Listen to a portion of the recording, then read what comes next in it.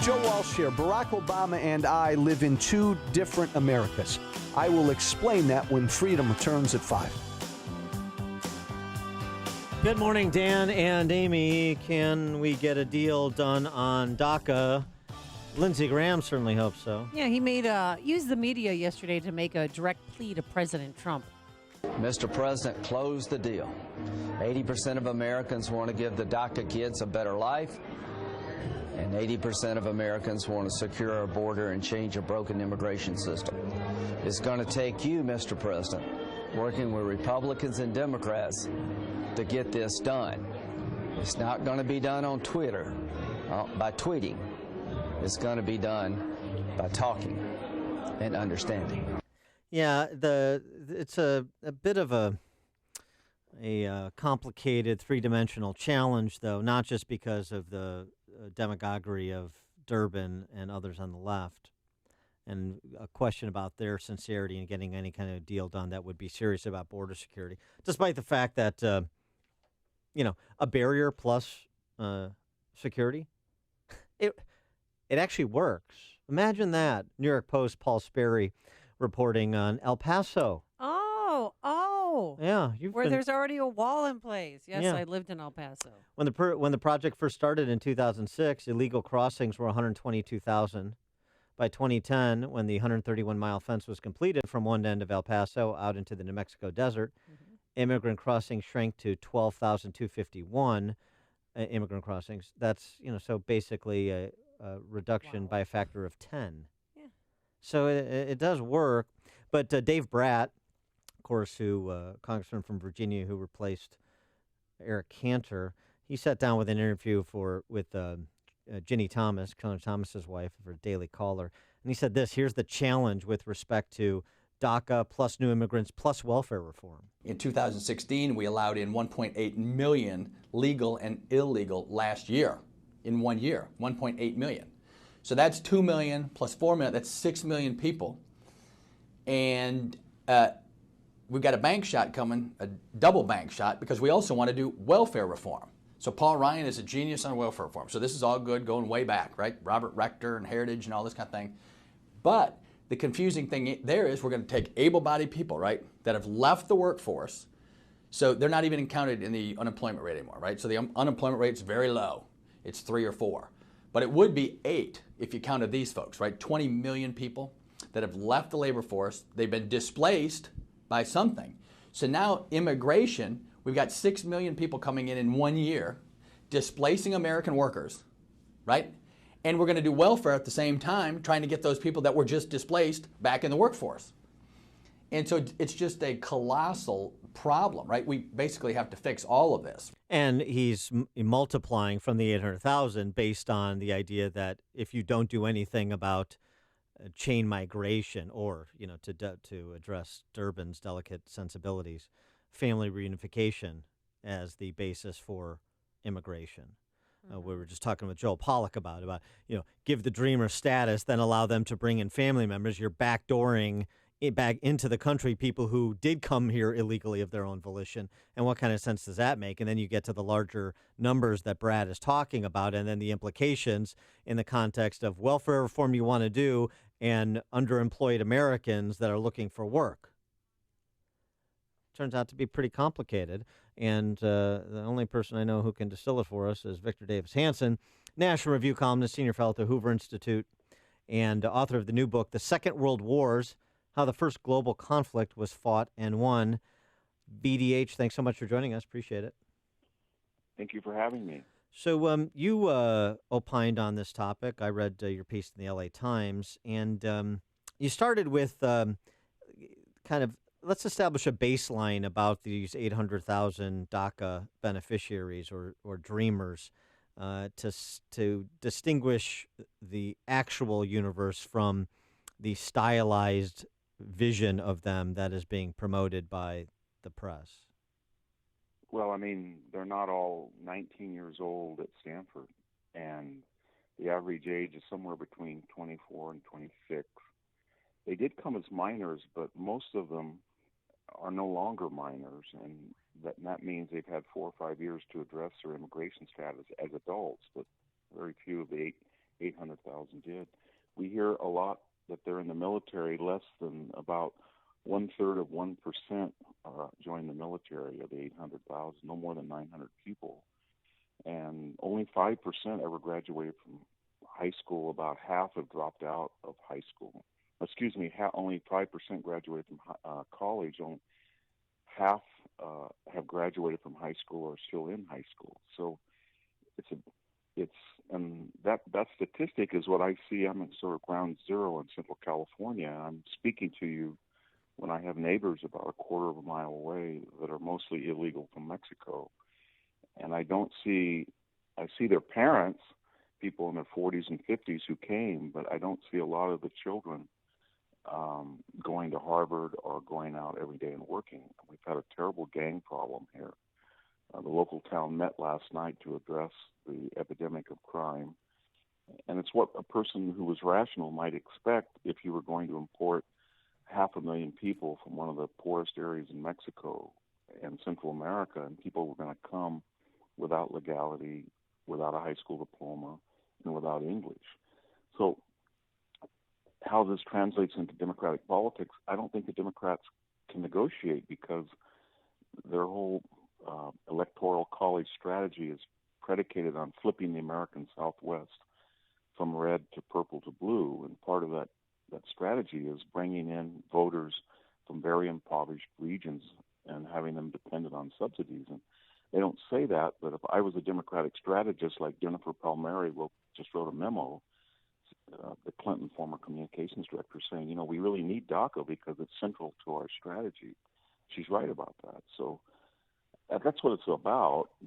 And to the degree that Lindsey Graham is sort of wishy-washy or squishy, it's a larger issue for a lot of the Chamber of Commerce, Wall Street Journal Republicans. They want inexpensive labor. And well, you mentioned the people that labor and future. Go ahead. I'm sorry. You mentioned the people that live near you, and there's you have a gang problem. Do you want ICE to just come in and round up everyone and send them back to Mexico? I mean, do you think that's the solution, or maybe just the gangbangers? Well, I would think that all of us, you, I, your audience, we all know what the solution is. It's to look at the 11 million people here illegally and say, you broke the law. The first thing you did when you came here, and with the exception of the DACA people, you broke the law.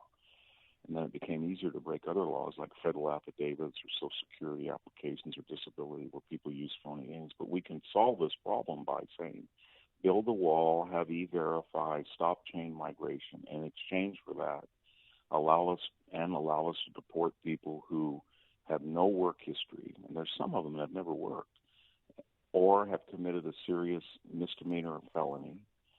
And then the rest of the people who speak, willing to learn English, willing to pay a fine, who have a work history, have not been on public assistance, have not committed a crime. And I don't know how many of that 11 million pool that would qualify, but it might be as much as 5 million. Not give them amnesty, but say, here's a green card. And what you want to do with that green card, if you want to renew it every year and you qualify, more power to you. If you want to apply it to citizenship, get in line like everybody else. And I think that's the solution. But I don't think that can happen, because that's antithetical to what the Democratic Party sees as its success in California, Colorado, New Mexico, Nevada, and it's not going to give up open borders. It's just not. Well, right, and the Republicans don't do a great job cornering them to admit that what they really want is open borders. They wouldn't exclude anybody. The way they want to do immigration policy is based on the perspective of the person who wants to come here, rather than based on the perspective of the interests of the American people, including all of the immigrants who are here. And I think if you could kind of distill that for the populace, you could maybe cut through some of the racial demagoguery. I think so, but in reference to the anecdote I just adduced, when the SWAT team did come, it didn't make much difference, because we're a sanctuary state, right? And we're also, my local community is a sanctuary city, so it's illegal for any of them, when they came and they saw people head out through the orchards and vineyards in flight, they couldn't pursue them, because if they were to find out they were here illegally and they didn't see them actually committing a crime, there's nothing they could do, and they know that. And so there's other things that happen that we're not supposed to talk about, but if you look at certain statistics, half of all accidents in Los Angeles County are hit and run. And California is only 1/6 the population. We have 1/3 of all the welfare recipients. 22% of the people live below the poverty line. 1 out of every 4 people in the entire state wasn't born here in the United States. 1 out of 3 people admitted to the hospital for any reason whatsoever were found out to have type 2 onset diabetes. So there's an enormous amount of social and criminal justice, legal, educational challenges that happen when you have immigration that's not diverse. Everybody talks about diversity, but 1/4 of all immigrants are coming from Mexico, and the other 1/4 are coming from Central America and Latin America. And it's not measured, and it's not legal. Well, just to pick up on that, because there's an interesting piece by Tyler Cohen, and of course the left wants to make this, if you're not for open borders, then you don't like black and brown people, and you don't want them to come here, and the president's comments didn't help. But Tyler Cohen had an interesting piece in Bloomberg where he points out how educated so many of the African immigrants coming to this country are. 42% of individuals born in Africa living in the United States have a bachelor's degree or better. Those coming from Nigeria, 17% have master's degrees. 3/4 of African immigrants speak English. So there's a group of individuals that are going to have a much easier time assimilating. They've got an educational background that makes it disproportionately likely that they'll be self-sufficient. So, okay, fine, from Nigeria or from other African countries with education and, even poor countries with education and the ability to be self-sufficient and fluency in the language, great, no problem. It's these other problems that present themselves when you don't have a merit-based system like one that brings in individuals as I'm describing. I think that's true, and that same paradigm holds true for Latin America. We have people in Fresno County that comes from Argentina, Brazil, Chile, and they don't come en masse, and they don't come illegally, and they don't come without high school diplomas, and they integrate, intermarry, and assimilate very rapidly.